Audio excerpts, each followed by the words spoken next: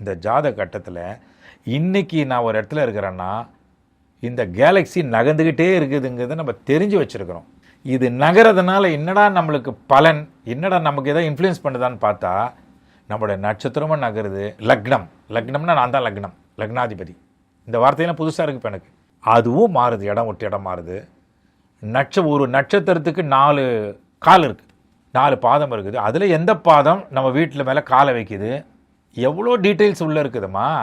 இதெல்லாம் பார்க்கும்போது இல்லை, அந்த கால்குலேஷனில் இல்லை, இன்றைக்கி என்ன நடந்துகிட்டு இருக்குதோ அது அப்படியே சொல்கிறாங்கம்மா.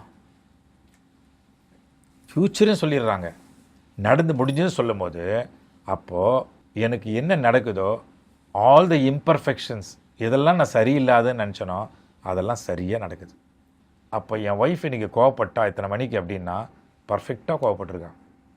எங்கேருந்து வந்து இந்த கோபம், எங்கேருந்தோ வந்தது தங்கச்சி கொஞ்ச நேரத்தில் போயிடுச்சு. அந்த ரியாக்ட் பண்ணுவோம் தெரியுமா ஒய்ஃபோட கோவத்தை, அந்த கொஞ்ச நேரம் பார்க்காம உடனே இம்மீடியட்டாக ரியாக்ட் பண்ணோம்ல, அது இப்போது வேடிக்கை பார்க்க ஆரம்பிச்சிருச்சு. காரணம் இல்லாமல் காரியங்கள் இல்லை.